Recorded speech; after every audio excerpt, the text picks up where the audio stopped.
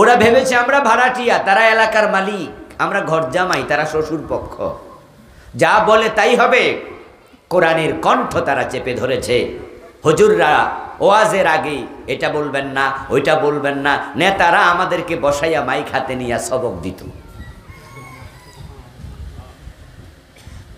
আমরা কি বলবো, আমরা কি বলবো না, উনি শিখাচ্ছে আমাকে। অথচ এই নেতা তো আমার ছাত্র হওয়ার যোগ্য না, এমন নেতা আছে না? আমার ক্লাসে যেতে টাইটেলে ওঠা লাগে, আর ওই নেতা পেটের মাঝে বোম মারলে সূরা ফাতিহা বিশুদ্ধ বের হবে না। উনি মাইক হাতে নিয়ে আমাকে সবক দিচ্ছে, কি বলবো কি বলবো না। আচ্ছা, কি বলা উচিত কি বলা উচিত নয়, অতটুকু কমন সেন্স না থাকলে কি আপনারা আমাকে দাওয়াত দিয়ে আনতেন? কিন্তু না, উনার থেকে আমার সবক নিতে হবে। আবার উনার কথার বাহিরে বললে উনি আবার মাহফিল বন্ধ করে দেবে। এই দেশটা আমরা গোলাম হয়ে গিয়েছিলাম। কিন্তু আল্লাহ তাআলা কখনোই সীমা লঙ্ঘন পছন্দ করেন না। তারা সীমা লঙ্ঘন করেছিল, যার কারণে এবারের ঘটনাটা কিন্তু কোনো মানুষ ঘটায় নাই, স্বয়ং আল্লাহ ঘটাইয়া দিছে। কারণ সীমা লঙ্ঘনকারীকে আল্লাহ পছন্দ করে না। তারা এমন সীমা লঙ্ঘন করেছে ভাই, অবাক হবেন। এই মাদ্রাসার ভিতরে, এই যে মাদ্রাসায় আজকে উনি একটা ফাজিল আলেম মাদ্রাসার প্রভাষক, আজকে সভাপতি, এই মাদ্রাসার বইয়ের ভিতরে মূর্তির ছবি ঢুকাই দিছে, মন্দিরের ছবি ঢুকাই দিছে। ক্লাস 6-7 আপনাদের যাদের মাদ্রাসায় পড়ুয়া বাচ্চা আছে, আজকে বাড়ি যাবেন, বাড়ি যাইয়া বইয়ের কভারের উপরে দেখবেন দোতারার ছবি, সেতারার ছবি, হারমোনিয়ামের ছবি এবং হাফ প্যান্ট পরা মেয়ের ছবি।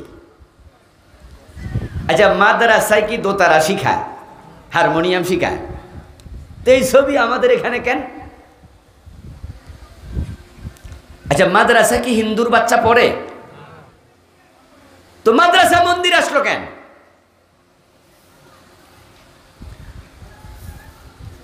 আহা, কোথায় যাচ্ছিলাম আমরা? আমরা দিক হারিয়ে ফেলেছিলাম, আমরা বিভ্রান্ত হয়ে গিয়েছিলাম। এবং আমরা আলেম ওলামারা যখন চুপ হয়ে গেলাম, কথা বলতে পারছি না, পরিবেশ নাই, বললে মাহফিল বন্ধ, অথবা জেল, অথবা কইলে চাকরি শেষ। দরকার ছিল 2024-এর জানুয়ারির 1 তারিখে মাদ্রাসার বইগুলো যখন আমাদের হাতে এসেছে, আমরা মুহাদ্দিসরা, প্রিন্সিপালরা, টিচাররা রাস্তায় নেমে বলবো, এই বই আমরা পড়াবো না যে বইতে মূর্তি আছে, ওই বই পড়াবো না যে বইতে মন্দির ঢুকেছে, ওই বই পড়াবো না যে বইতে হারমোনিয়াম দোতরা ছবি আছে। আমাদের রাস্তায় নামার কথা ছিল, তোমরা এই বই চেঞ্জ করো, না হয় পড়াবো না।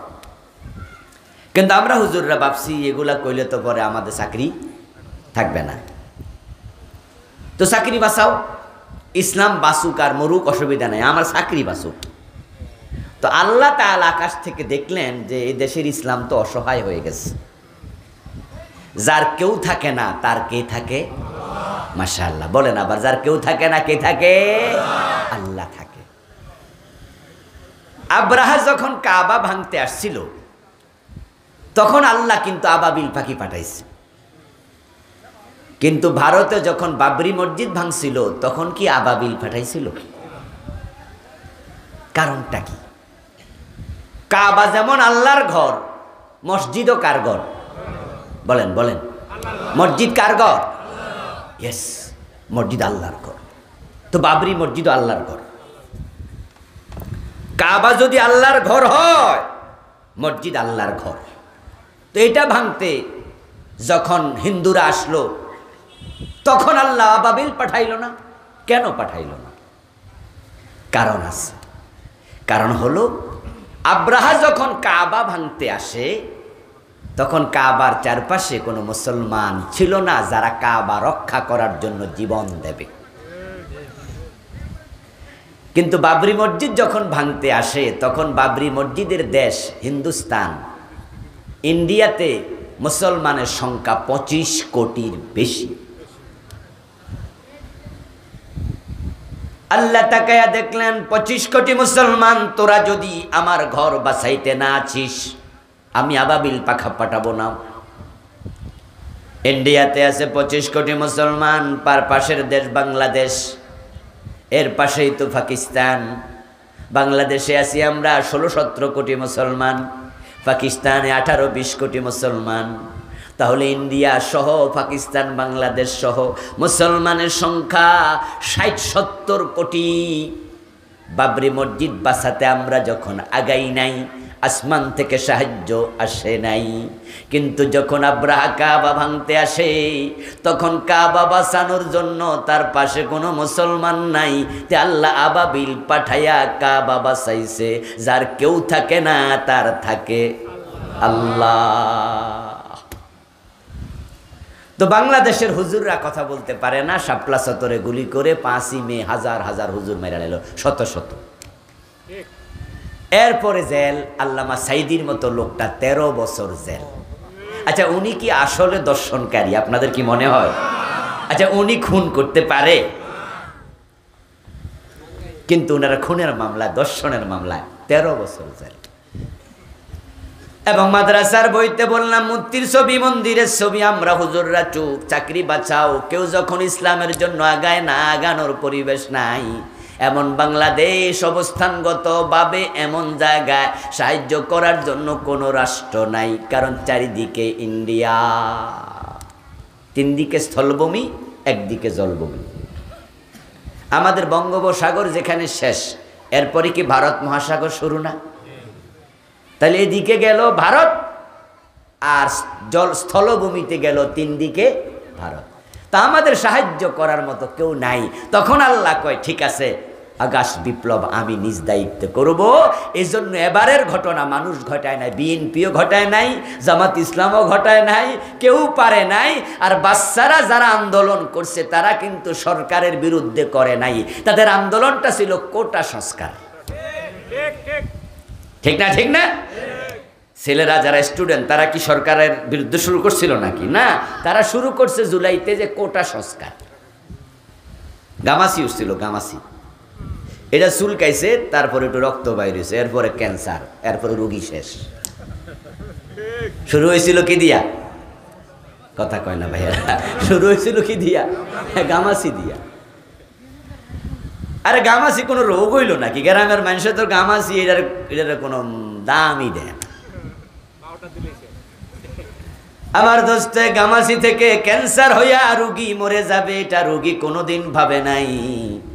ছাত্রদের ওই কোটা সংস্কার আন্দোলনে সরকার পালাতে হবে, এটা দুনিয়ার কেউ কল্পনাও করে নাই।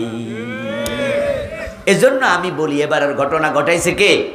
মানুষ এটা ভাবেও নাই, জানেও না। যারা ফলাইছে হেরাও জানে না, যারা আন্দোলন করছে হেরাও জানে না, কেউ জানে না এটা হয়েছে, এটা কেউ বুঝে নাই। এখানে আমাদের জন্য শিক্ষা আছে কিনা? এই জন্যই কথাটা বলতেছি। ওদের বিরুদ্ধে কই এত বেশি লাভ নেই, ওরা তো গেছে গা। বলতেছি আপনার জন্য, সীমা লঙ্ঘন করলে যদি আল্লাহ পছন্দ না করে, আমরাও মাঝে মাঝে সীমা লঙ্ঘন করি, মাথা রাখা দরকার। তাদেরকে যদি আল্লাহ ধরে, আপনারে ধরার ক্ষমতা আল্লাহর আছে না নাই? এজন্য কেউ সীমা লঙ্ঘন করব না। আমার প্রিয় ভাইয়ের, আল্লাহ শুকরিয়া যে আল্লাহ তাআলা আমাদেরকে এখন খুব ভালো রেখেছেন। এখন খারাপ আছে ইনু, খারাপ আছে মেনন, রাশেদ খান মেনন, হাসানুল হক ইনু, শাহরিয়ার ওরফে মুরগি কবির, রাম এবং বামেরা খারাপ আছে। আমরা ইসলামওয়ালারা এখন ভালো আছি, আলহামদুলিল্লাহ। এখন আমরা সারা দেশে কোরআনের কথা বলছি, অনুমতি ছাড়া। জমিন যার, কথা বলবো তার, তোদের অনুমতির কোনো প্রয়োজন আর হবে না। সামনে যে সরকার আসবে, যে সরকার আছে এখন অন্তর্বর্তীকালীন, তারা 2 বছর 3 বছরের বেশি থাকবে না। সামনে একটি সরকার আসবে, ওই সরকারের কাছে আমরা আগাম বার্তা দিতে চাই। বিগত 15 বছরের আগে বাংলাদেশ ছিল 71 থেকে 2006-07 পর্যন্ত এই দেশের মাহফিলের অনুমতি লাগে নাই। 2006-07 থেকে অনুমতির সংস্কৃতি চালু হয়েছে, এখন আবার অগাস্ট থেকে অনুমতি লাগছে না। ভবিষ্যতের সরকার মাহফিলের জন্য কোনো অনুমতির শর্ত দিবা না। দিলে তোমরাও হবে জালেম, তোমাদের পরিণতি তাদের মতোই হবে ইনশাআল্লাহ। এই দেশে আর কোনোদিন মাহফিল করতে অনুমতির প্রয়োজন এ কথা বলার সুযোগ যেন কেউ না নেয়। হ্যাঁ, আপনারা যারা নেতা আছেন, দায়িত্বশীল আছেন, আপনারা আমাদেরকে পরামর্শ দিতে পারেন। কিছু কিছু বক্তাও আছে বলতে গিয়ে সীমা লঙ্ঘন করে, গালিগালা শুরু করে দেয়, একবারে মেরালামু ধরালামু, মাইক ফাইয়া হুঁশ থাকে না। তা আপনি ওদেরকে আস্তে করে পরামর্শ দেন, সুন্দর করে বলেন, কিন্তু আপনি একবারে খবরদারি করে বলবেন মাহফিল চলাকালে মাইক কেড়ে নিয়ে গেছে, এমন ঘটনা করছে না, বক্তার সামনে থেকে মাইক কেড়ে, এগুলো করবেন না। আপনি পয়সাওয়ালা মানুষ, পাশের বাড়ি গরিব লোক থাকে, গরিব লোক পাইয়া জুলুম করে এমন প্রতিবেশীও আছে। আরে ঘরের বউর উপর জুলুম করে, কারণ বউর বাবেরা একটু গরিব আর স্বামীর পক্ষে একটু পয়সাওয়ালা, এলাকার প্রভাবশালী। তাই হাল চাষ করার জন্য, গরুরে পিটানোর জন্য যে লাঠি লয়, ওই লাঠি দিয়া বউ ফিটায়, এমন জালেম স্বামীও আছে। আচ্ছা, শ্বশুর পক্ষ যদি জামাইয়ের পক্ষর সে আর একটু গাঁট তেরা হইতো, তাহলে লাঠি দিয়া বউ ফিটাইতো। ফিডারের আগে ভাবতো বিকালবেলায় বাজারে গেলে তো শালা আমারে ফিডাইব। কিন্তু যখন বোঝে যে না, শ্বশুর পক্ষ আমার সাথে সামনে দাঁড়ানোর সাহস নাই, ঘরের বউর উপর জুলুম করে, এটা জালেম স্বামী, এটা স্বামী না, এটা আসামি। এজন্য আমরা যেই অবস্থানে যে থাকি না কেন, আমরা কখনো কারোর উপর জুলুম করব না। এ কথার সাথে কি একমত হতে রাজি আছেন? ইন্নাহু লা ইউফলিহুজ জালিমুন, কোরআনে আল্লাহ বলছে জালেমরা কখনো সফল হয় না। আপনি যদি জালেম হন, আল্লাহ যদি ওরি বাবারে বাবা 3-3বারের 15 বছর লাগাতার দেশের প্রধানমন্ত্রী, উনাকে যদি রান্না করা ভাত খাইয়া ফলাইতে আল্লাহ সময় দেয় নাই, আর আমনে আর আমি কেডা ভাই, কি আমরা? এজন্য আপনি জালেম হবেন না কখনোই। যদি হন, আল্লাহ চাইলে আপনার মায়ের কোলে রেখে আপনার বেজ্জতি করতে পারে, এমন কাম করাইয়া দিব আপনার ঘরে থেকে আপনি বেজ্জতি হয়ে যাবেন, এলাকায় চেহারা দেখাতে পারবেন না। আল্লাহ আমাদের হেফাজত করুক, বলেন আমিন। প্রিয় ভাইয়েরা, যে মহান মনিব আমাদেরকে ভালো রাখলেন, সুস্থ রাখলেন, আজকের এই চমৎকার আয়োজনের সাথে সম্পৃক্ত হওয়ার তৌফিক দিলেন, আসুন আমরা শুরুতেই তাকে একটু কৃতজ্ঞতা জানাই, শুকরিয়া জানাই, কালিমাতু শুকর ফরি আলহামদুলিল্লাহ। দিনী ভাইয়েরা, আমি আপনাদের সম্মুখে পবিত্র কোরআন মাজিদ থেকে সূরাতুল মুমিনুনের প্রথম 5টি আয়াতে কারিমা তিলাওয়াত করেছি। প্রিয় নবীজি সাল্লাল্লাহু আলাইহি ওয়াসাল্লামের পবিত্র মুখ অনুসৃত একখানা ছোট্ট হাদিসে নববী পাঠ করেছি। আল্লাহ তাআলা তৌফিক দিলে এখান থেকে কিছু কথা বলবো ইনশাআল্লাহ। সূরাল মুমিনুন এটা মুমিনদের জন্য সুসংবাদের বার্তা নিয়ে এসেছে। আজকের পৃথিবীতে মুমিনদের জন্য সুসংবাদ খুবই কম, বরং আমরা পৃথিবীর মানচিত্রের দিকে তাকালে দেখি মুসলমান যেখানে মাইর খায় সেখানে।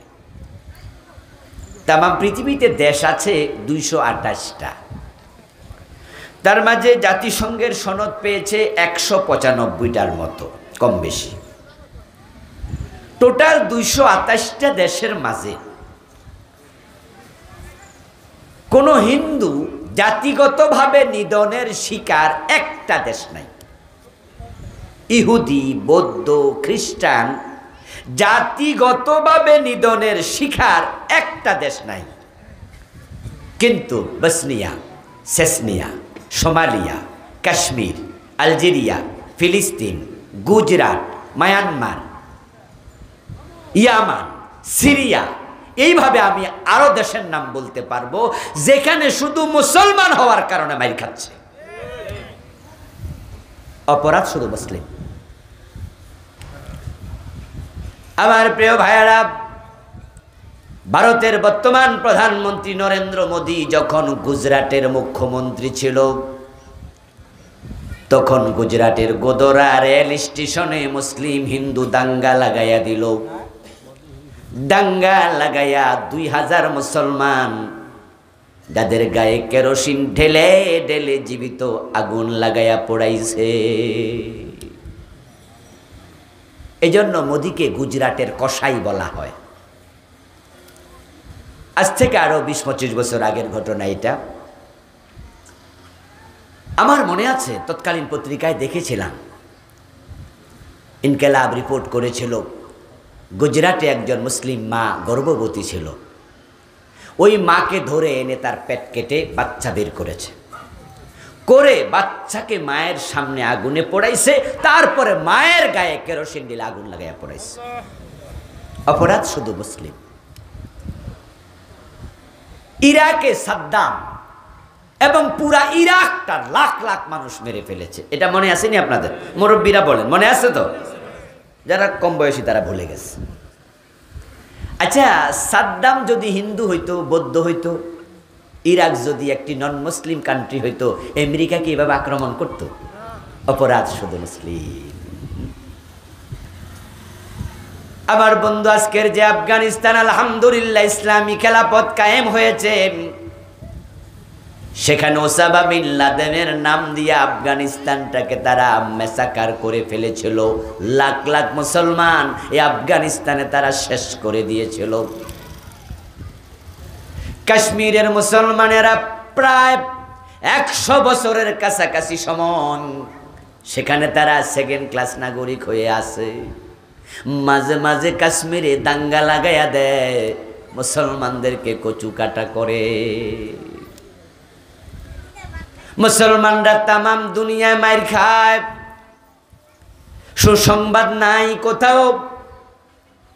তবে সূরাতুল মুমিনুনের শুরুতে আল্লাহ তাআলা চমৎকার সুসংবাদ দিলেন, কাদ আফলাহাল মুমিনুন, তোমরা যারা মুমিন তোমরা সফল হয়ে গেছো।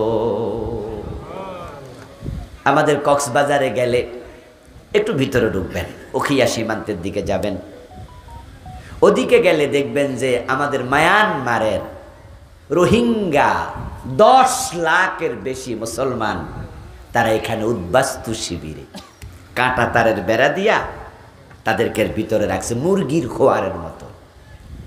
আপনারা মুরগি রাখেন না এরকম ইয়া বানাইয়া, বক্স বানাইয়া? 10 লাখের বেশি মুসলমান।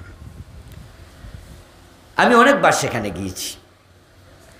ওদেরকে মায়ানমারের জান্তা সরকার গুলি করেছে, হত্যা করেছে, বোমা মেরেছে, বাড়িঘরগুলো জ্বালাইয়া দিছে। 10 লাখের উপরে মুসলমান জান লইয়া পলাইয়া ওই নাফ নদী পার হইয়া বাংলাদেশে এসে ঢুকেছে। এখন তাদেরকে কে খাওয়ায়? খাবার আসবে কোত্থেকে? আমরা তো গরিব দেশ। তখন আমরা বাংলাদেশের পক্ষ থেকে জাতিসংঘের কাছে ভিক্ষা চাইছি, তখন জাতিসংঘ ওদের জন্য নিয়মিত ত্রাণ পাঠাচ্ছে। এখন জাতিসংঘ যারা চালায় তারা মুসলমান না অমুসলিম? এখন অমুসলিমদের কাছে মায়ানমারের 10 লাখ মুসলমান ভিক্ষার হাত সব সময় পেতে রাখে। 10 লাখের বেশি মুসলমান। জাতিসংঘ যদি খাবার পাঠায় তারা খায়, আর যদি না পাঠায় না খাইয়া থাকে। হ্যাঁ, মাঝে আমাদের জন্য প্রশান্তির বার্তায় কোরআন সূরাল মুমিনুন পড়লে আমাদের মন ভালো হয়ে যায়, যা আমাদের রব আমাদেরকে বলতেছেন, তোমরা না খাইয়া থাকলা, তোমরা গরিব হলা, তোমাদের ক্ষমতা কম, তোমাদের ভালো অর্থবিত্ত নাই, কিন্তু আমি আল্লাহ বলি তোমরা এর মাঝে সফল। তোমাদের সফলতা কেউ কেড়ে নিতে পারে নাই। যেমন বেলাল গরিব ছিল, বেলালের থাকার ঘর ছিল না, বেলাল রাদিয়াল্লাহু তাআলা আনহু গোলাম ছিল, সমাজে মানুষের স্বীকৃতি পর্যন্ত ছিল না, কিন্তু বেলালের নাম শুনলে একজন সফল মানুষের প্রতিচ্ছবি আমাদের চোখে ভেসে ওঠে। এই জন্যই আমরা ভালোবাসা দিয়া নিজের সন্তানের নাম বেলাল রেখে দেই। বেলাল নামে আজকের মাহফিলও 2-4 জন পাওয়া যাবে, পাওয়া যাবে না? পাওয়া যাবে। বেলাল সফল কিন্তু টাকা নাই, বেলাল সফল থাকার ঘর নাই, বেলাল সফল হাতে ক্ষমতা নাই, বেলাল সফল গায়ে ভালো জামা নাই, বেলাল সফল, বেলাল দাস মানুষের স্বীকৃতিটাও ভালো করে নাই। তাহলে বেলাল সফল হলো কেমনে? সফলতার নাম টাকা নয়, পয়সা নয়, ক্ষমতা নয়, বাড়ি নয়, ঘর নয়। বাড়িঘর আবু জেহেলের ছিল, টাকা পয়সা কারুনের ছিল, ক্ষমতা ফেরাউনের নমরুদেরও ছিল, কিন্তু তাদেরকে আমরা সফল মনে করি না। বেলাল সফল কারণ বেলাল জান্নাতি, ফেরাউন ব্যর্থ কারণ ফেরাউন জাহান্নামী। তাহলে সফলতা দুনিয়ায় নয়, আসল সফলতা হবে আখিরাতের সফলতা। দুনিয়া কয়দিনের, আজ আছে কাল নাই। এই জন্য আমরা দুনিয়ামুখী হব না, দুনিয়ায় থাকব, চাকরি বাকরি ব্যবসা বাণিজ্য সব করব, কিন্তু আমরা দুনিয়ামুখী হব না। কারণ দুনিয়া পয়সাওয়ালা হলেই সফল হওয়া যায় না। যদি পয়সা থাকলে মানুষ সফল হতো, দুনিয়ার সবচেয়ে সফল মানুষের নাম হতো কারুন। কারুনের এত পয়সা ছিল, আল্লাহ তাআলা কোরআন মাজিদের সূরাতুল কাসাসে কারুনের সম্পদ আলোচনা প্রসঙ্গে বললেন, ওয়া আতাইনাহু মিনাল কুনুজ, আমি কারুনকে গুপ্ত ধনের ভান্ডারগুলোর মালিক বানিয়ে দিয়েছিলাম। তার এত টাকা পয়সা, মিল ইন্ডাস্ট্রি, ক্ষেত খামার ছিল যে হিসাববিহীন। আল্লাহ তাআলা সূরাল কাসাসে বলেছেন অন্য আয়াতে, তার সম্পদ ধনাগারে রাখার জন্য যে বড় বড় ব্যাংক ছিল, আলমিরা ছিল, ধনাগার ছিল, ওগুলো তালার চাবি বহন করার জন্য একদল লোক লাগতো, চাবির ভারে যাদের গর্দান নুয়ে যেত। কিন্তু সেই কারুন আল্লাহ তাআলা তার সম্পদ সহ বাড়ি গাড়ি, মিল ইন্ডাস্ট্রি, ক্ষেত খামার সহ মাটির নিচে ধসায়া দিছে। আমিও দেখতে গিয়েছিলাম মিশরে, কারুনের বাড়ি হলো মিশরে। কায়রো থেকে 250-300 কিলোমিটার দূরে একটি জেলা আছে, নাম ফাইয়ুম। ফাইয়ুম নামক জেলায় আমি কারুনের ধ্বংসাবশেষ দেখতে গিয়েছিলাম। সেখানে গিয়ে দেখি বিশাল এলাকা ব্যাপী একটা জলাশয়, একটা নদী। এপারে দাঁড়ালাম, ওই পার দেখা যায় না। সেখানে কিছু নৌকাওয়ালা পেলাম যারা টুরিস্টদেরকে নৌকায় চড়ায়। ওই ধ্বংসাবশেষের জায়গায় মানুষ একটু নৌকায় চড়ে। জিজ্ঞাসা করা হলো, আমার সঙ্গীরা জিজ্ঞাসা করলো, ওই তীর তো দেখা যায় না, কত দূর? নৌকাওয়ালা একজন বলল যে আমি তো বুড়া হয়ে গেছি, এখানে অনেক বছর নৌকা চালাই, ওই তীরে আমি এখনো যাই নাই। সবটা কারুনের নিজের জায়গা ছিল, আল্লাহ সব সহ শেষ করে দিচ্ছে। যে আপনারা বলুন তো, এত ধনী মানুষ কারুন, সে কি আসলে সফল না ব্যর্থ? আর বেলাল, বেলাল সফল। রাসূলুল্লাহ সাল্লাল্লাহু আলাইহি ওয়াসাল্লাম মেরাজ থেকে ফিরে আসলেন, এসে বললেন, বেলাল, আমি মেরাজের রাতে জান্নাতে ঢুকেছি, আমি জান্নাতে আমার আগে আগে তোমার পায়ের শব্দ শুনেছি। বেলাল জান্নাতি মানুষ, এই জন্য বেলাল সফল মানুষ। বেলালকে আমরা সম্মানের সাথে স্মরণ করি। ইসলামের জন্য বেলাল অত্যাচার, জুলম সহ্য করেছেন। আল্লাহর নবীকে বেলাল নিজের জীবনের চেয়ে বেশি ভালোবেসেছেন। হযরত বেলালকে রাসূল নিজের মুয়াজ্জিন বানিয়েছেন। হযরত ওমর তার নাতিন, হযরত ওমরের নাতিন বেলালের কাছে বিয়ে দিয়েছেন। হাবশার ইথিওপিয়ার কালো বেলাল, ঈমানওয়ালা বেলাল। আজকের এই মাহফিলে আমরা যারা আছি, আমরা সবাই সমান টাকাওয়ালা নই, সবার লেখাপড়া সমান নয়, তারতম্য আছে। পয়সাওয়ালা এখানে আছেন, গরিব আছেন, শিক্ষিত আছেন, কম শিক্ষিত আছেন, কিন্তু জান্নাতীদের কাতারে যার নাম নাই, আপনি ভিআইপি যাই হন, আপনি ব্যর্থ। আর রিকশাওয়ালার নাম যদি জান্নাতীর কাতারে সে ঢুকাই দিতে পারে, সে গরিব হোক, সেই সফল। কদ আফলাহাল মুমিনুন। এটাই হলো সফলতার মেসেজ। এই জন্য আমাদের চেষ্টা হবে, প্রচেষ্টা হবে, নিজের নাম জান্নাতীর কাতারে ঢুকাও, তাড়াতাড়ি ঢুকাও। এটাই হলো সফলতা।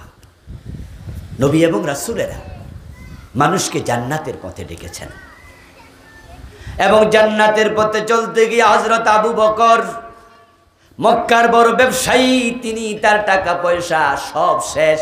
এখন আবু বকর গরিব। তাবুকের যুদ্ধের সময় আবু বকর যখন ঘরের ঘটি বাটি ফান্ডি আপনার ফাতিল যা আছে হান্ডি বাতিল একবারে পুরান জামা, পুরান লুঙ্গি, পুরান গামছা, ঘরের ঝাড়ুটা পর্যন্ত রাসূলকে এনে দিলেন। নবীজি জিজ্ঞাসা করছেন, মা বাকাইতা লিয়ালিকা ইয়া আবা বকর, আবু বকর সব তো নিয়ে আসছো, পুরান জামা কাপড় সহ, ঘরে পরিবারের জন্য কি রেখে এসেছো? আবু বকর জবাব দেয়, আল্লাহ এবং রাসূলকে রেখে এসেছি। এই যে আবু বকর সব দিয়া গরিব হয়ে গেল, আবু বকর গরিব হইয়া কি ব্যর্থ না সফল?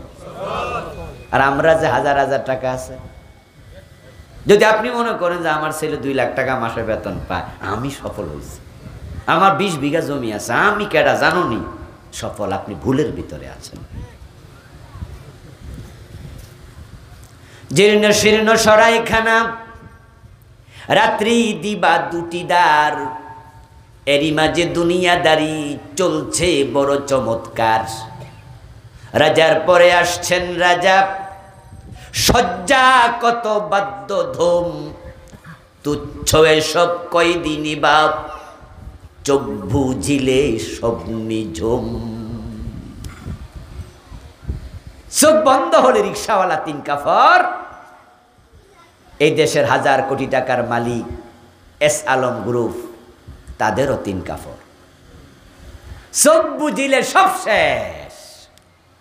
আর চোখ কখন বুঝিবেন এটা কেউ জানে না, আজকেও হতে পারে, আজকেও হতে পারে।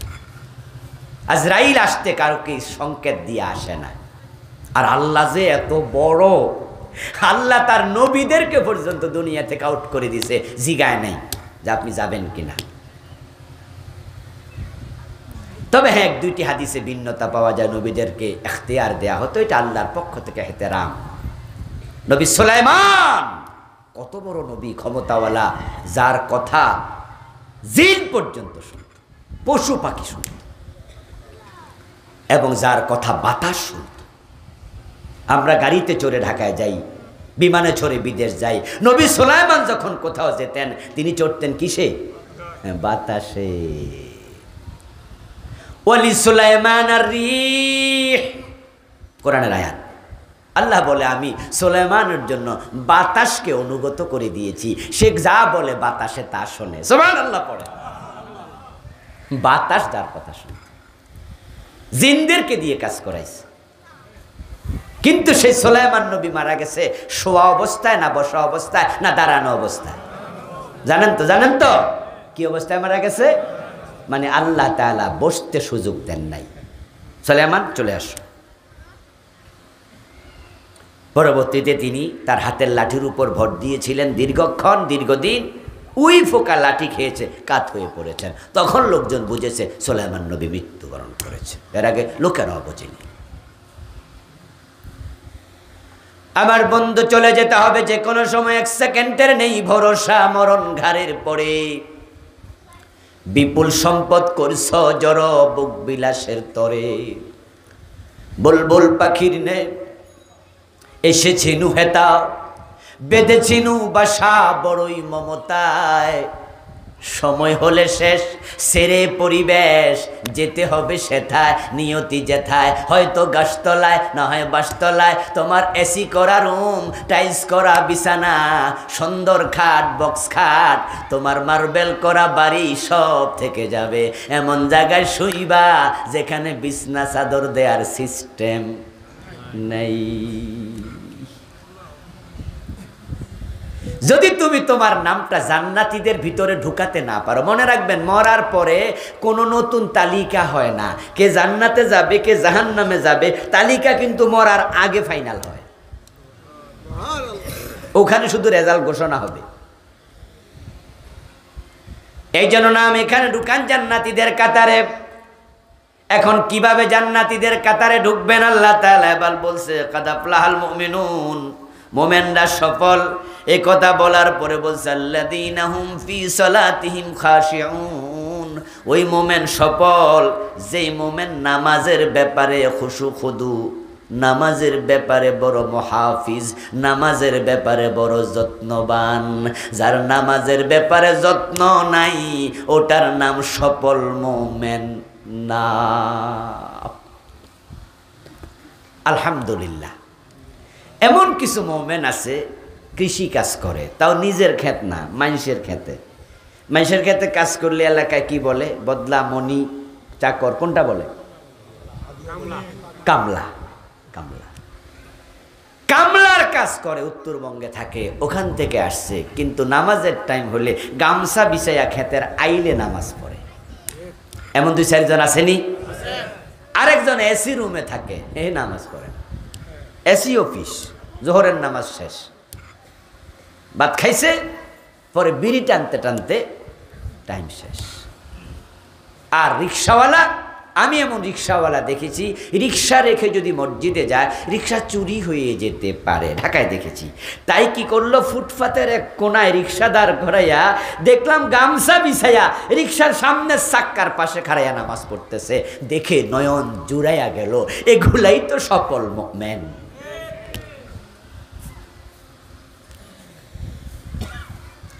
নৌকা চালায়, নৌকার মাঝে দাঁড়ায় নামাজ পড়ে, বিমানের মাঝে তায়াম্মুম করে নামাজ পড়ে, হাসপাতালের আইসিইউতে আছে, ওখানে ইশারায় নামাজ পড়তেছে, হাসপাতালের বেডে নাকের মাঝে অক্সিজেনের মাস্ক লাগানো, দেখলাম সেখানে এভাবে ইশারা ইঙ্গিতে নামাজ পড়তেছে। আপনি দারুণ সুস্থ সবল, ফজরের টাইমে ঘুমায় আছে, নামাজের খবর নাই, আরো বেটা হাসপাতালে মাস্ক নাকে দিয়া নামাজ পড়ে। তোমারে সফল কে বলল দোস্ত? তুমি সফল নও, সফল হবে সেই নামাজের ব্যাপারে যত্ন নিবে যেই। আল্লাহ বলছে, এটা আমার কথা না। কাদ আফলাহাল মুমিনুন আল্লাযীনা হুম ফি সালাতিহিম খাশিউন। মুমিনের সফলতা মানে জান্নাত। ও শুনে আবার এটা ভাববেন না তাহলে ঠিক আছে চাকরি বাকরি ছাইরা দিয়া জঙ্গলে চলে যাই, যে দুনিয়ামুখী হইলেই তো সমস্যা। না, ইসলামে বৈরাগ্যবাদ নাই। আপনি চাকরি করবেন, আপনি ব্যবসা করবেন, রাসূলুল্লাহ নিজে ব্যবসা করেন নাই? কথা বলেন না। আবু বকর সিদ্দিক রাদিয়াল্লাহু তাআলা ব্যবসা করেন নাই? ইমাম আবু হানিফা ব্যবসা করে নাই? ইমাম ইউসুফ কি আপনার প্রধান বিচারপতি হন নাই? তিনি চাকরি করেছেন, প্রধান বিচারপতি, যেমন আমাদের বিচারকরা চাকরি করে। ইমাম ইউসুফ চাকরি করেছেন। আপনিও চাকরি করবেন, আমিও করব, ব্যবসা বাণিজ্য করব, কিন্তু দুনিয়ামুখী হব না। পার্থক্যটা অন্য জায়গায়। ইমাম আবু হানিফা ব্যবসায়ী, কিন্তু ওনার ব্যবসা করতে গিয়া মানুষরে ঠকাইয়া কি টাকা কামাইছে? আর আমরা ব্যবসা করতে গেলে কি মানে শুরুয়ে করি এই নিয়তে। আমার এক মুসল্লি জুমা পড়ায়, আমি সাভারে জুমা পড়েছি 14 বছর এক মসজিদে। ওখানকার এক মুসল্লি এরকম দাড়ি ছিল, ইয়াং ছেলে। হঠাৎ করে একদিন দেখি ক্লিন শেভ, সে রাস্তা দিয়ে আসছে আর আমি যাচ্ছি, ক্রস হলো। আমি তাকে ধরলাম, ধরে বললাম, কিরে ভাই, এরকম দাড়ি মারি সব কামাই লাইলা, এবং ইদানিং জুমাতেও তোমাকে কম দেখি। সে আমারও জবাব দিল, হুজুর আমি তো পাশের বাড়িতে গাড়ি চালাইতাম, প্রাইভেট কারের ড্রাইভারি করতাম, আমি চিনি আবার ওই বাড়িওয়ালাকেও। আমি বললাম হ্যাঁ। বলে হুজুর ওইটা ছেড়ে দিছি, কাঁচামালের ব্যবসা ধরছি। তা আমি বললাম যে জিগাইলাম কি, উত্তর দিলা কি? জিগাইছি দাড়ি মারি কামাইছো কেন? বলে হুজুর ব্যবসা করলে নাকি মিছা না কইয়া ফারা যায় না, এই জন্য ভাবছি মুখে দাড়ি রাইখা মিছা কথা কেমনে কই।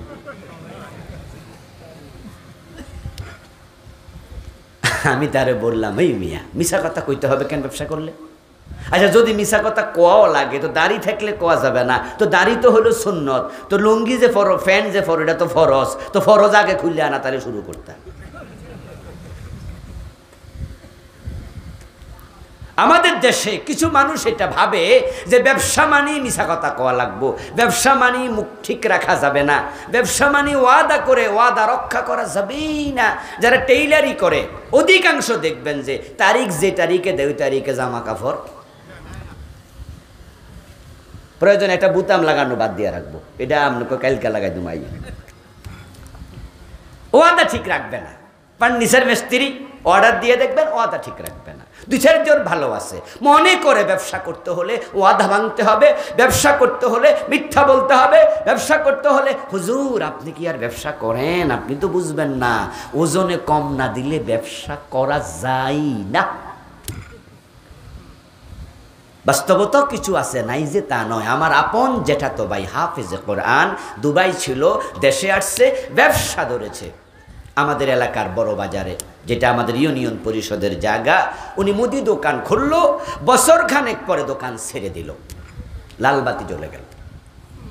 আমি জিজ্ঞাসা করলাম আমার ইমিডিয়েট বড় যে ভাইজান ঘটনা কি, ব্যবসা যে সুবিধা মনে হচ্ছে না, দোকানে মালামাল কমে যাচ্ছে। বলে না ছেড়ে দেব, পারবো না। কেন পারবেন না? ভাই ব্যবসা না করলে জানতাম না এই দেশের ব্যবসায়ীরা কত বড় জালেম। আমি বললাম কেমনে কি? দেখো আমি চিনি কিনে আনি 60 টাকা করে, 2 টাকা ব্যবসা না করলে আমার ব্যবসার পুঁজি, আমার খরচ, আমার দোকান ভাড়া, আমার লাইটিং ফাইটিং কত কিছু চলবে না।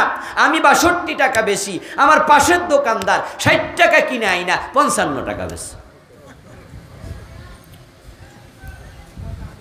আমি কই কিতারে কোন ভাই, কেমনে কি কেমনে কি? আমিও তো প্রথমে ভাবি কেমনে কি। পাবলিক যখন আইসা বলে হাবে সাহেব আপনার এখানে ভালোবাসা, আপনি আলেম মানুষ আসি, কিন্তু আপনি এইভাবে ঠকাবেন এটা তো ভাবি নাই। কি ঠকাইছি যে 60 টাকার চিনি 62 টাকা আপনি বেচলেন, অথচ পাশের দোকানে 55 টাকা।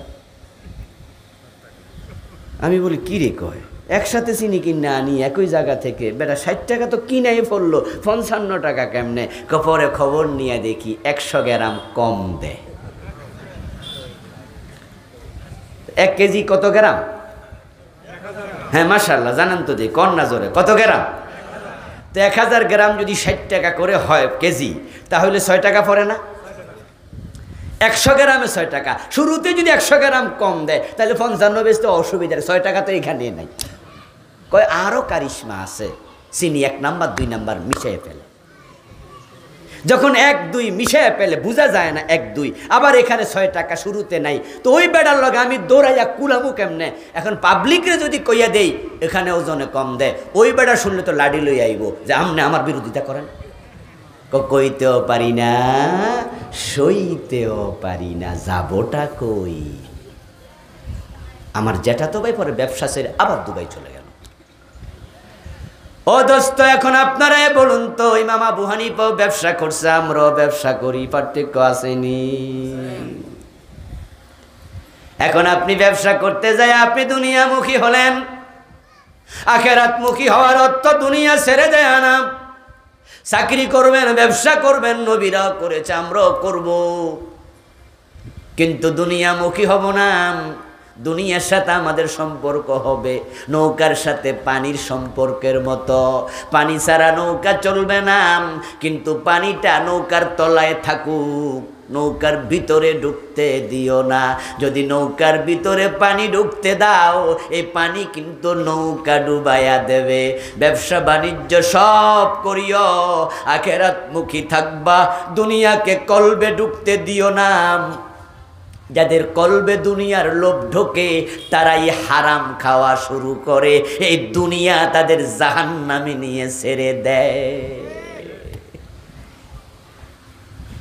এর মাঝেও আল্লাহর কিছু বান্দা ব্যবসায়ী আছে যারা 1 টাকা হারাম লেনদেন করে না। গত রাতে একজন পাইছি, উনি বলেছে, আমি জানি না, আমি উনার কথা বিশ্বাসও করেছি। গত রাতে আপনাদের কিশোরগঞ্জ শহরে ছিলাম আমি, রাতে মাহফিল ছিল করিমগঞ্জ। আজকে দুপুরে মাহফিল করব, ভাবলাম ঢাকায় গেলে আবার ফিরে আসা তো কষ্ট, থেকে গেলাম রাতে। আমার গাড়িটা রাখবো কোথায়? একজন ভাই সহযোগিতা করলেন, ওই ব্যবসায়ী, চিনি না, পরিচিত একজনের সাথে ওনার জায়গায় গাড়ি রাখলাম। পরে বলো হুজুর রাতে তখন প্রায় 1টা বাজে, আমার দোকান আছে, একটু আপনি পা রাখবেন? আমি বললাম ওকে। 2-4-5 মিনিট বসলাম। কাপড় ব্যবসায়ী, বাড়ি সিরাজগঞ্জ, বিশাল দোকান। বলল হুজুর আমি চাকরি করতাম ইবনে সিনা হাসপাতালে, ব্যবসা শুরু করেছি, আল্লাহ এত বরকত দিছে। বলল এখন আমার লাখ লাখ টাকা বেচা কেনা এবং হোলসেলে বিক্রি করি, খুচরা করি। হুজুর একটা কাজ করি, একজনকেও ঠকাই না। বলল অল্প দিনে আল্লাহ আমার এত ব্যবসা বরকত দিছে। 1 নাম্বার কাপড়, 1 নাম্বার আমি নিজ উৎপাদনও করি আমার এলাকা, বাড়ি সিরাজগঞ্জে। বলে আমার ফ্যাক্টরি আছে এলাকায়। সুতা 1 নাম্বার হলে 1, যা বলি তা। আমার মনটা জুড়ে গেল। বললাম ভাই আসলেও বরকতের মালিক কে? আপনি নীতির উপরে থাকেন, নীতির উপরে থাকেন। আমাদের মুসলমানেরা আমরা পৌঁছে গেছি বেশি। ইসলাম আমল করছে খ্রিস্টানরা, ইসলাম আমল করছে ইহুদিরা। আমি আমেরিকা সহ পৃথিবীর অনেকগুলো দেশে অনেকবার গিয়েছি। অমুসলিমদের দেশে গিয়ে আমি দেখিনি কেউ কাউকে ঠকাতে। হিন্দুরা মিথ্যা বলে, খ্রিস্টানরা মিথ্যা বলে না, ইহুদিরা মিথ্যা বলে না। কোটি কোটি টাকার ব্যবসা করছে, বিশাল বড় বড় ইন্ডাস্ট্রি বানাইছে, 2 নাম্বারই করে না। বাংলাদেশে আসলে যখন 2 নাম্বারই দেখে তারা আশ্চর্য হয়। আচ্ছা আমাদের দেশে বাটা কোম্পানি আছে? কথা বলে না কেন? বাটা কোম্পানির নাম শুনছেন? আচ্ছা বাটা কোম্পানি কি 1 রেটে বেচে না 2 রেটে? কিন্তু আমাদের দেশের মুসলমানদের গুলিস্তান যাবেন, এখন অনেকে সোজা হয়েছে, গুলিস্তান যাবেন দরাদরি ছাড়া বেচবেই না।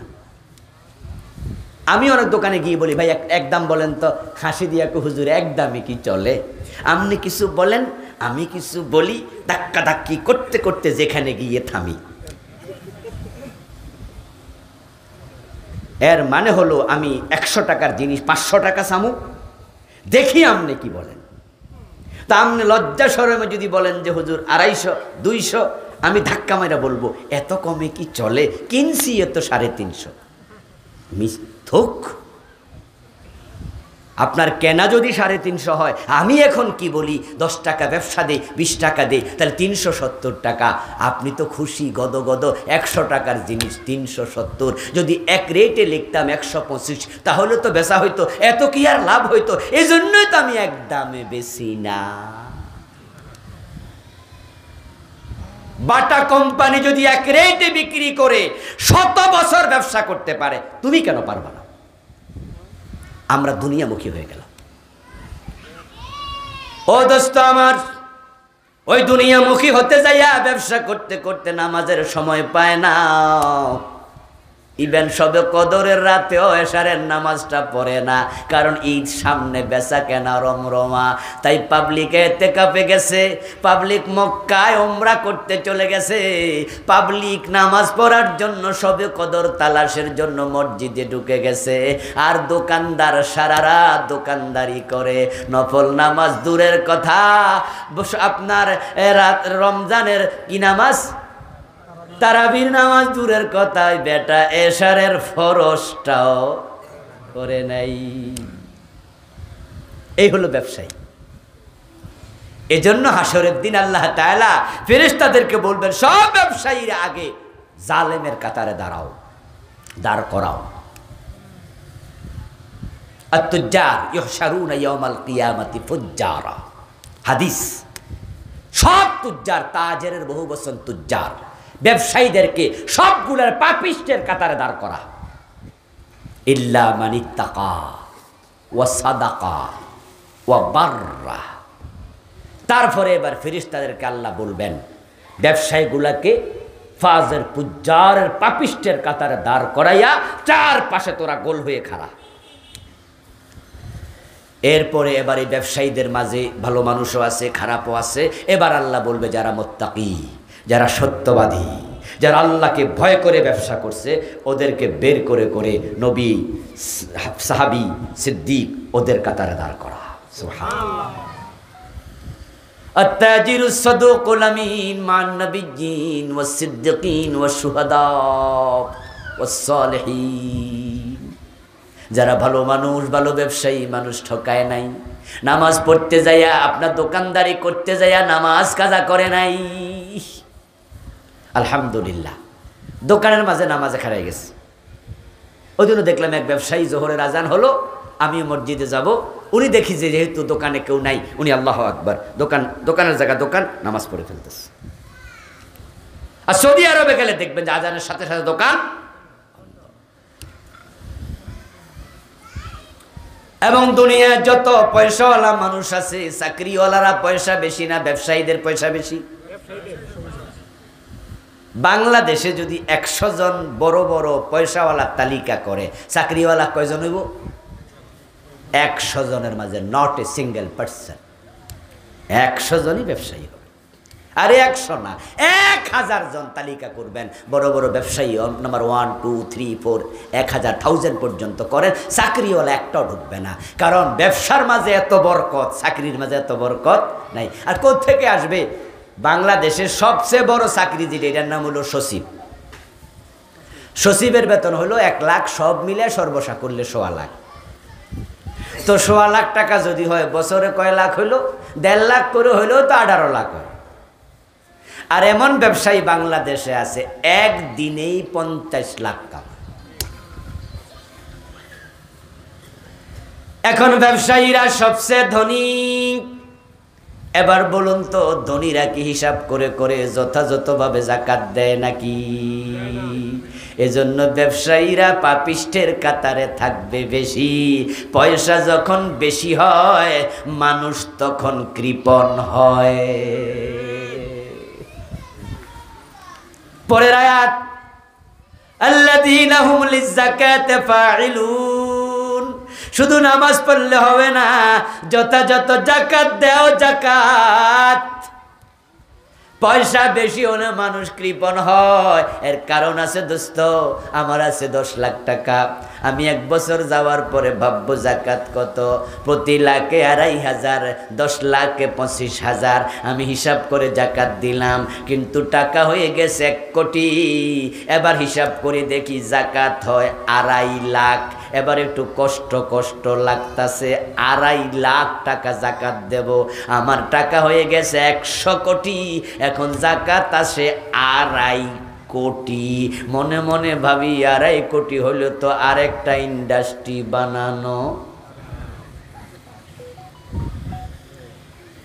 এজন্য আমি এখন আর হিসাব করব না। এখন আমি ম্যানেজারকে বলে দেবো, ম্যানেজার, বছরের শেষে তো আমি যাকাত দিয়ে অভ্যাস আছে, সেই ছোটকাল থেকে দেই, এই যাকাতের 2 ট্রাক শাড়ি কিনে এলাকায় পাঠাই দাও,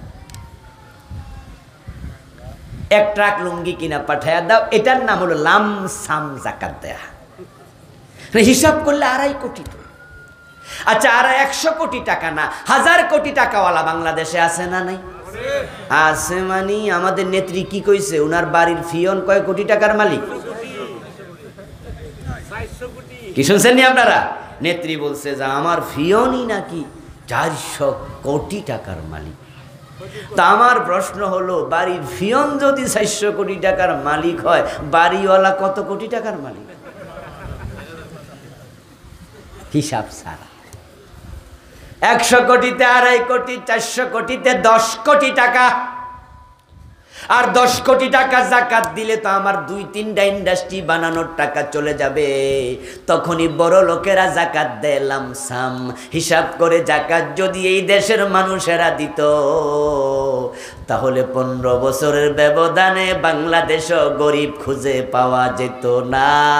যেমন ওমরের যুগে যথাযথ যাকাত আদায় হয়েছে, দেয়া হয়েছে, তাই যাকাত বিভাগের কর্মচারী কান্দে নিয়ে যাকাতের টাকা ঘরে যাকাত খাওয়ার লোক আর নাই।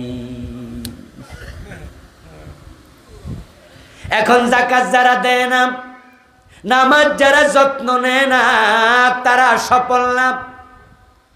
আজকের মাহফিলে যারা আছেন, আজ থেকে আর নামাজের ব্যাপারে গাফলতি করবেন না, এই সিদ্ধান্ত নেওয়া দরকার আছে না নাই? নামাজ তোমাকে তোমার রবের কাছে নিয়ে যাবে। বিশেষ করে মানুষ যখন সিজদায় যায়, সে আল্লাহর খুব কাছে চলে যায়। قال النبي صلى الله عليه وسلم أقرب ما يكون العبد من ربه وهو ساجد সহিহ মুসলিমের রওয়ায়াত প্রিয় নবীজি বলেন বান্দা যখন সিজদায় পড়ে সে যায় নিচের দিকে আল্লাহ থাকে আরশে আজিমের উপরে কিন্তু নামাজ এমন এক যোগসূত্র স্থাপন করে বান্দা নিচে যায় এই নিচে যাওয়ার মানে হলো আল্লাহর কাছে চলে যায় ফাকসিরুদ দোয়া এজন্য প্রিয় নবী বলছে সেজদা গেলে বেশি দোয়া করিও কারণ সেজদার দোয়া আল্লাহ ফিরায় না আমাদের কিন্তু দোয়া করার একটা বদঅভ্যাস আছে সেটা হলো আমরা যত দোয়া করি নামাজ শেষ কইরা হাদিসে আছে ফরজ নামাজের পরে দোয়া কবুল হয় এটাও রাইট কেন কিন্তু দোয়া বেশি কবুল হয় সেজদা এবং নামাজের ভিতরে সুবহানাল্লাহ কারণ ব্যক্তি যখন নামাজে দাঁড়ায় সে আল্লাহর সামনে থাকে আল্লাহ তার দিকে তাকায়া থাকে সেজদায় যখন যায় আল্লাহর কাছে চলে যায় এজন্য প্রিয় নবীর যখন বিপদ মুসিবত আসতো তিনি নামাজে দাঁড়িয়ে যেতেন আল্লাহ বলেছেন ওয়াস্তাইনু বিস-সাবরি ওয়াস-সালাহ ইন্নাল্লাহা মা'আস-সাবিরিন আমরা দোয়া করার জন্য তো হুজুরের কাছে যাই যাইয়েন অসুবিধা নাই হুজুরদের কাছে দোয়া চাওয়া জায়েজ আছে রাসূলুল্লাহর কাছে সাহাবারা চাইতেন কিন্তু নিজের দোয়া নিজের কবুল হওয়ার সম্ভাবনা বেশি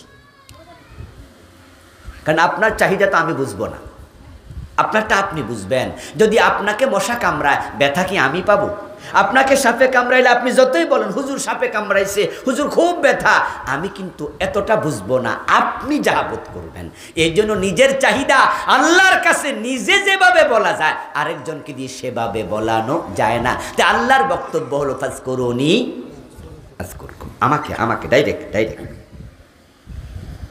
সেজদায় চলে যাবেন সেজদায় গিয়ে বলবেন আল্লাহ আমি এটার বিয়ে হয় না বিয়ের ব্যবস্থা তুমি করে দাও সেজদায় গিয়ে বলবেন আল্লাহ ছেলে বিদেশ যাবে ভিসার ব্যবস্থা করে দাও আল্লাহ ছেলে চাকরির জন্য টাকা জমা দিছি এ আল্লাহ দরখাস্ত করছি বিদেশ যাওয়ার জন্য টাকা জমা দিছি আল্লাহ ব্যবসা শুরু করেছি আল্লাহ শরীরটা ভালো না আল্লাহ তোমার কাছে চাই আল্লাহ কোরআনে বলেন উদউনি আস্তাজিব লাকুম আমাকে ডাকো আমি তোমার ডাকে সাড়া দিতে প্রস্তুত হয়ে আছি সুবহানাল্লাহ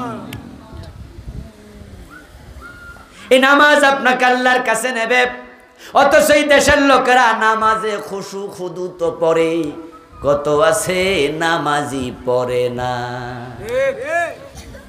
আপনাদের এখানেও আছেন আপনারা যারা নিজেরা নামাজি অথচ আপনার পরিবারে বেনামাজি লোক আছে নিজের যুবক ছেলে নামাজি না কলেজে পড়ে ভার্সিটি পড়ে আপনি ফজরে মসজিদে গেছেন আপনার ছেলে ঘরে ঘুমায় আছে শোনেন হাসরের ময়দানে আল্লাহ আপনার নামাজের হিসাব যেমন নেবে অধীনস্থের নামাজের হিসাবও আপনার থেকে নেবে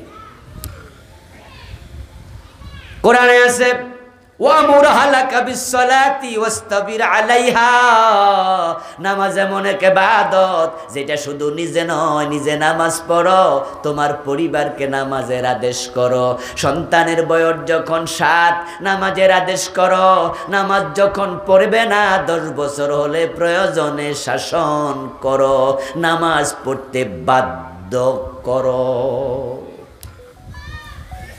হাদিসে আছে মান তারাকা সালাতান মুতাআম্মিদান ফাকাদ কাফারা যে ইচ্ছা করে নামাজ ছাড়ে সে কুফরি করে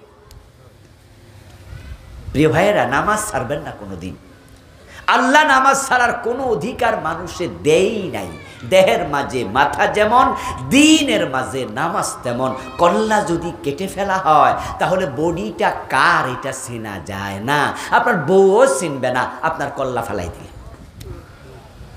চেনা খুব কঠিন আপনার নামাজ নাই আপনার ঈমানই নাই মান তারাকা সালাতান মুতাআম্মিদান ফাকাদ কাফারা কুফরি হয় ঈমান চলে যায় নামাজ নাই কিচ্ছু নাই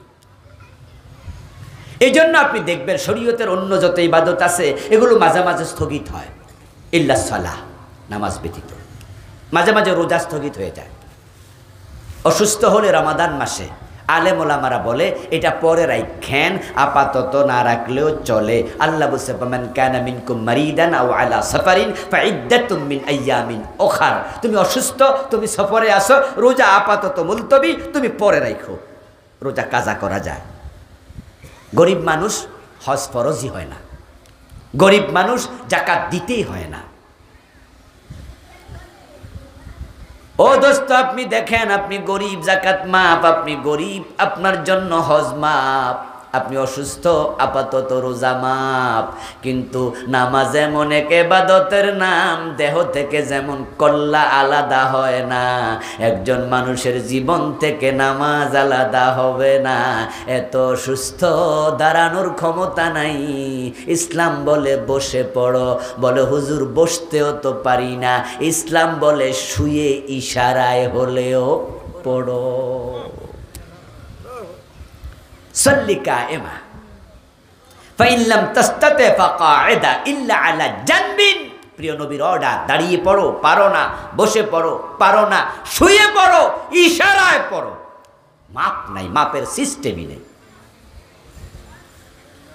রওনা দিছেন সেন্ট মার্টিন যাবেন, কক্সবাজার সীমান্তে, তারপরে সেখান থেকে টেকনাফ, তারপরে জাহাজে চড়লেন, তারপরে নদীর মধ্যখানে, সাগরের মধ্যখানে গেলেন।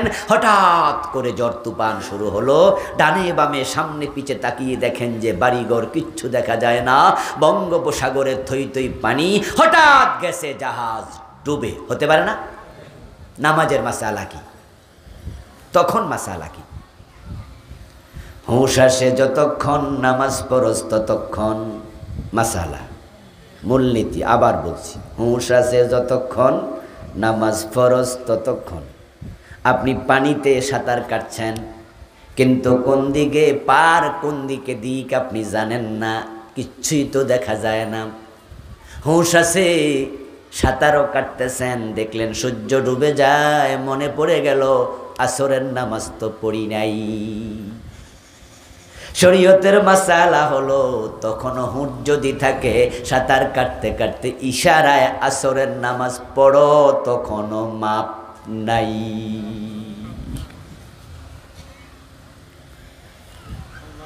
এমন অসুস্থ, আপনার পুরা বডি ব্যান্ডেজ করে দিছে, আগুন লাগছে ঘরে, পুড়ে গেছেন, বডি শেষ। ডাক্তার প্যাকেট বানায়া ফেলছে সাদা ব্যান্ডেজ দিয়া, বলে দিছে 2 মাস পানি টাচ করা যাবে না। শরীয়তের মাসালা হলো, তখনও নামাজ মাপ নাই, ওযু করতে পারো না, তায়াম্মুম করে হলেও পড়ো। মায়েদের প্রসব বেদনা শুরু হয়, বাচ্চা প্রসব করবে, শরীয়তের মাসালা হলো, যদি তার ব্লিডিং শুরু হয়, তার নেফাসের পানি ভাঙ্গে, তাহলে নামাজ মাফ। কিন্তু নেফাসের পানি এবং রক্ত যদি না ভাঙ্গে, ব্যথা যতই হোক, ব্যথার তীব্রতা যতই বাড়ুক, যদি দাঁড়াইতে না পারে বসে, বসে না পারলে শুয়ে, ওই অবস্থায়ও নামাজ পড়তে হবে, তখনও নামাজ মাফ নাই। আমি জানি না এর চেয়ে আর শক্ত করে গুরুত্ব কেমনে বুঝাবো। এই জন্য আপনি মরুভূমিতে থাকেন, আপনি আকাশে থাকেন, জঙ্গলে থাকেন, নদীতে থাকেন, আপনি হাসপাতালের আইসিইউতে থাকেন, নামাজ মাপের নিয়মই নাই। এটা লাগবেই, এটা লাগবে। এটাকে জান্নাতের চাবি বানানো হয়েছে। পরিবার পরিজন সবাইকে বলুন নামাজ পড়ো, পড়ো এখন। এই নামাজটা খুশু খুদু এমন নামাজ হবে, যেই নামাজ আল্লাহর সাথে আপনার সংযোগ স্থাপন করে দেবে। বান্দা যখন নামাজে দাঁড়ায়, প্রিয় নবী বলছেন, সে আল্লাহর সাথে কথা বলতে শুরু করে। ইযা কামা আহাদুকুম ফি সালাতিহি ফাইন্নাহু ইউনাজি রাব্বাহু। সে যেন আল্লাহর সাথে মুনাজাত করে, কথা বলে। ঠিকই, বান্দা একটা বলে, আল্লাহ জবাব দিয়ে আরেকটা বলে। সহিহ মুসলিমের হাদিস, ইযা ক্বালাল আবদু আলহামদুলিল্লাহি রাব্বিল আলামিন ক্বালা তাআলা হামাদানি আবদি। ইযা ক্বালার রহমানির রহিম ক্বালা তাআলা আসনা আলাইয়া আবদি। ইযা ক্বালা মালিকি ইয়াউমিদ্দিন ক্বালা তাআলা মাজ্জাদানি আবদি। বান্দা বলে এক আয়াত, আলহামদুলিল্লাহি রাব্বিল আলামিন। আল্লাহ আরশ থেকে জবাব দিয়ে বলো, ফেরেশতারা সাক্ষী থাকো, হামাদানি আব্দি, আমার বান্দা আমার প্রশংসা শুরু করেছে। নামাজ হচ্ছে আল্লাহর সাথে সংযোগ, কথা বলা, আল্লাহর সাথে ভাব বিনিময় করা। আর আমাদের নামাজ, আল্লাহ কথা কইব চান্স তো দেই না, এক টানে 7 আয়াত শেষ।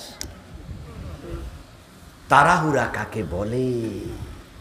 আস্তাগফিরুল্লাহ। এমন নামাজি দেখি বিচলিত হই, বিস্মিত হই, যে বেড়া দেখি রুকু দিয়া সোজা হয়ে দাঁড়ায় না, 2 সেজদার মাঝখানে বসার টাইমে নাই, টুক করে একটা আরেক করে, মুরগির আদার খাওয়ার মতো সেজদা। আমি আলহামদুলিল্লাহি রাব্বিল আলামিন আর রহমানির রহিম মালিক ইয়াউমিদ্দিন যাওয়ার আগে দেখি বেড়ার 1 রাকাতের রুকু সেজদা শেষ, আর 1 রাকাত শুরু হয়ে গেছে। নামাজের গতি কনকট বিমানের চেয়েও বেশি। সব তাড়াহুড়া নিয়ে মসজিদে যায়। এ বদভ্যাস আছে এমন 2-1 জন আজকের মাহফিলও। আপনি কি ভাবেন, কি বোঝেন, কি আপনি কার সামনে খাড়াইছেন? আমাদের জীবনে প্রতিদিন 24 ঘন্টা সময় যায়। আমার যেটা বিবেক বোধ, আমার যেটা বুঝ, সেটা হচ্ছে 24 ঘন্টার মাঝে সেরা সময়টা হলো যেটা আমি নামাজে আল্লাহর সামনে দাঁড়িয়ে ব্যয় করেছি। সুবহানাল্লাহ। এর শ্রেষ্ঠ সময় আর সাদকানের সময় যায়, বউ বাচ্চার সাথে গল্পের সময় যায়, খাইতে সময় যায়, টয়লেটে সময় যায়, ঘুমাতে সময় যায়, চাকরিতে সময় যায়। এই সময়গুলোর গুরুত্ব যদি বিবেচনা করি, আল্লাহর সামনে যেটা দিছি এটা কি সর্বশ্রেষ্ঠ সময় নয়? অথচ যত তাড়াহুড়া সব। কত লোকের নামাজ আল্লাহ চেহারার মাঝে ফিকে মেরে দেয়। তোর নামাজ তুই নে বেটা, কিসের নামাজ? এই জন্য আজ থেকে তাড়াহুড়া করবেন না। প্রিয় নবীজি নামাজে দাঁড়িয়ে ইজা কাল আলহামদুলিল্লাহি রাব্বিল আলামিন ওয়াকাফা আর রহমানির রহিম সুম্মা ওয়াকাফা মালিক ইয়াউমিদ্দিন সুম্মা ওয়াকাফা। প্রিয় নবী 1 আয়াত পড়তেন, ওয়াকফ করতেন, 1 আয়াত পড়তেন, ওয়াকফ করতেন, ধীরস্থিরভাবে পড়তেন। রাসূলুল্লাহর এমন নামাজ ছিল 2 ফা মোটা হয়ে যেত, পানি এসে ফুলে যেত।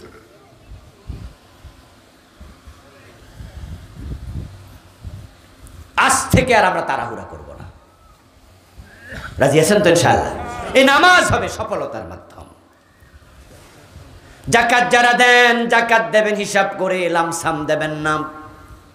যাকাত দেয়া যেমন ফরজ, যাকাত হিসাব করাও ফরজ। যাকাতে 2টি ফরজ, একটা হলো দেয়া ফরজ, আর একটা হলো হিসাব করা ফরজ। মাগরিবের নামাজ ফরজ, মাগরিবে 3 রাকাত ফরজ। কেউ 4 রাকাত পড়লেও হবে না, 2 রাকাত পড়লেও হবে না। যাকাত হিসাব না করে দিলেন, সবটা সাদাকা হবে, যাকাত হবে না। যাকাত হলো 2.5%। তা আপনি হিসাবই করেন না, না করে আপনি দিতেছেন। হিসাব না করার কারণে সবটা নফল সাদাকা হবে, ফরজ জাকাত হবে না।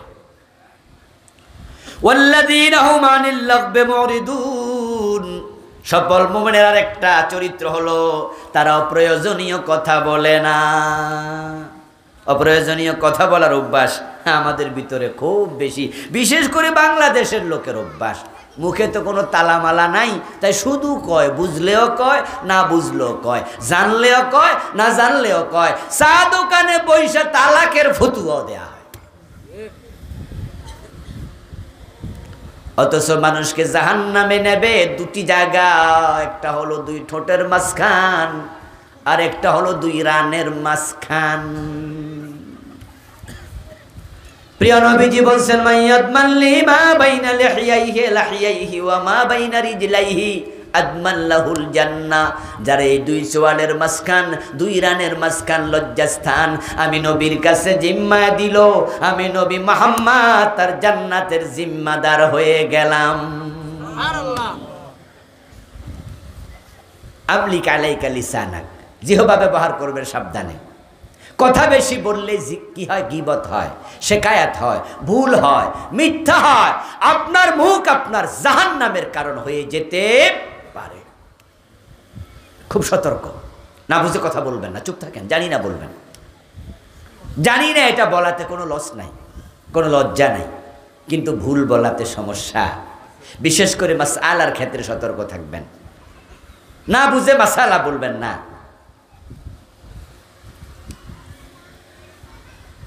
আপনার সর্দি হোক, চা দোকানে দুটা কাশ দেন বসে, দেখবেন যে আপনার ডাক্তারের অভাব নাই, পুরা দোকানই ডাক্তারে ভরা।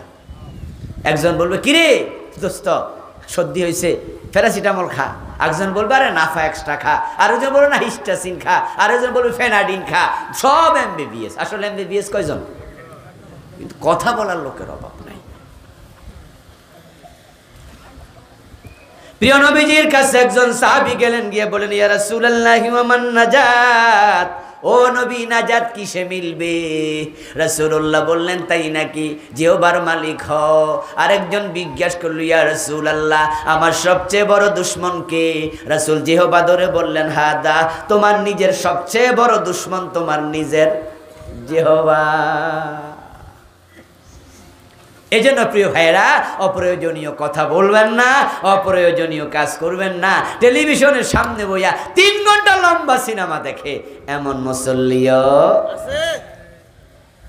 চা দোকানগুলোতে বিশেষ করে ওরে বাবা রে বাবা, কাপ ভাঙ্গা, ফ্রিজ ভাঙ্গা, কাপ কিনার টেয়া নাই, কিন্তু টেলিভিশন কিনা বইয়ে রয়েছে।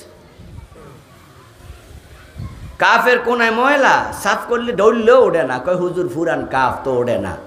তো কি কিনেন না কান? হুজুর গরিব দোকান, টাকা তো নাই। তো টেলিভিশন কিনলেন যে, কইটা ছাড়া কি দোকান চলে? সকালবেলায় যাইয়া যে জি বাংলা লাগাইছে, রাতের 12টা পর্যন্ত আর অফ করে নাই, এক টানা চলিতেই থাকে। এমন দোকান, এমন ঘর আছে সারা দিন সিনেমা চালা। আস্তাগফিরুল্লাহ। আগেতে মুরব্বীগুলার কারণে, মুরব্বীদের কারণে অনেকের ঘরে টেলিভিশন কিনতে পারে নাই। মুরব্বীরা লাডিলে খারে থাকতো, ধমকাইতো, এই আমার ঘরে কোনো টেলিভিশন চলবে না। আর এখন কি দেখি আস্তাগফিরুল্লাহ, এখন দেখি আসরের নামাজ পড়া মুরব্বীরাও টেলিভিশন চাইতে চলে যেত ওখানে। এটা ভালো লক্ষণ নয়, এটা ভালো নয়। চোখের হেফাজত করেন,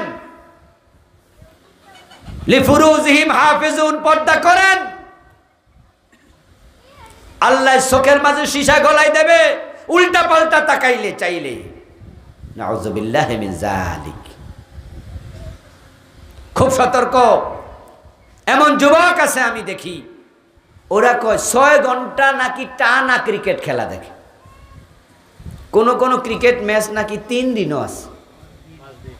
ওই যে আরো 2 দিন বাড়াইছে একজন, কয় 5 দিন। আচ্ছা এই 5 দিন যে আপনি শুধু খেললেন, আল্লাহ কি আপনার খেলার লাগে বানাইছে? আল্লাহ আপনারে বানানোর পিছনে আল্লাহর কোনো উদ্দেশ্য ছিল না। তো খেলাকে জীবনে লক্ষ্য বাড়ালেন কিভাবে? খেলা ছাওয়াকে জীবনে লক্ষ্য বাড়ালেন কিভাবে? সময় কি নিয়ামত না? আল্লাহ কি সময়ের ব্যাপারে প্রশ্ন করবে না? এগুলো বুঝার জন্য, জানার জন্য কোরআন পড়বেন। সময় কাটবে কোরআনের সাথে। সন্তানকে কোরআন পড়াবেন, স্ত্রীকে কোরআন পড়তে বলবেন, নিজে কোরআন পড়বেন। এখন মোবাইলের ভিতরে কোরআন শরীফের অ্যাপ আছে, তাফসীরের অ্যাপ আছে, বই আছে ডজন ডজন। এগুলো আপলোড ডাউনলোড করে নেবেন। তারপর এখানে বসে বসে অফিসে যাচ্ছেন, বসে বসে একটু কোরআন তেলাওয়াত করেন, গাড়ির মাঝে 20 মিনিট।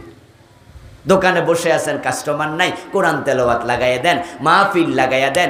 এখন আপনার জি বাংলা স্টার জলসার পরিবর্তে ভালো ভালো আলেমের ক্যাসেট লাগানোর মতো বিভিন্ন চ্যানেলও তো আছে, ক্যাসেট তো আছে। আপনি চাইলে তো আপনার দোকানে সারাদিন কোরআন তেলাওয়াতও লাগাই রাখতে পারেন, সুযোগ তো আছে। নিজের সন্তানদেরকে কোরআনমুখী করবেন।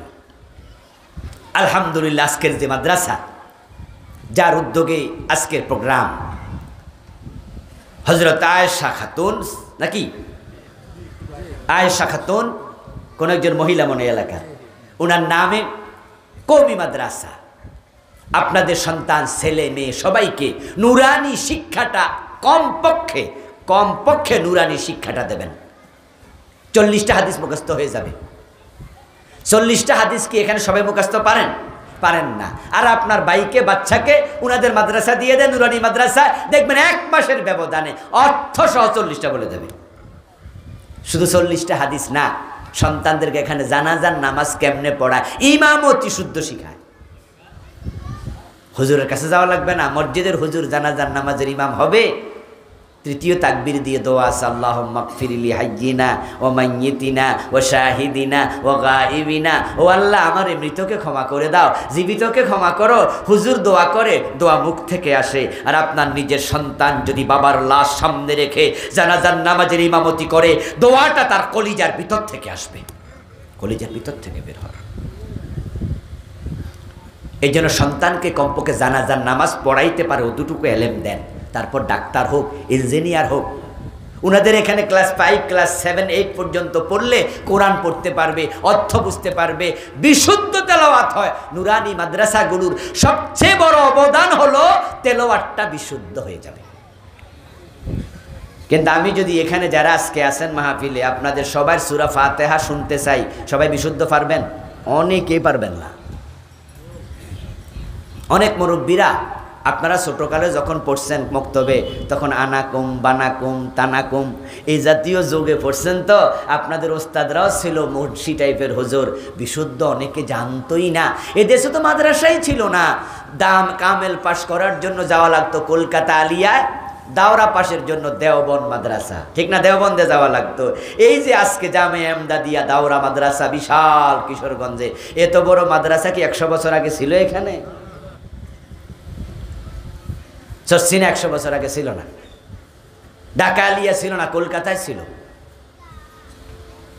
বাংলাদেশের সবচেয়ে বড় মাদ্রাসা হাটহাজারী, এটাও ছিল না 100 বছর আগে। তাহলে এখন যখন ছিল 100 বছর আগে, মক্তব ছিল, ছোট ছিল।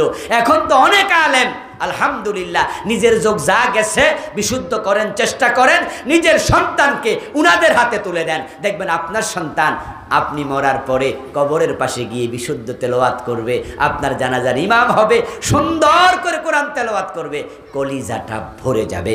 সন্তানদেরকে মাদ্রাসামুখী করার তৌফিক আল্লাহ আমাদের দান করুন, সবাই বলি আমিন। প্রিয় ভাইয়েরা, আমরা আলোচনার শেষ দিকে চলে আসলাম। এই মাহফিল কর্তৃপক্ষ আপনাদের কাছে কিছু সহযোগিতা চেয়েছে। কিছু ভাই রুমাল নিয়ে, গামছা নিয়ে আপনাদের ভিতরে ঢুকবে। 10, 20, 50, 100, 1000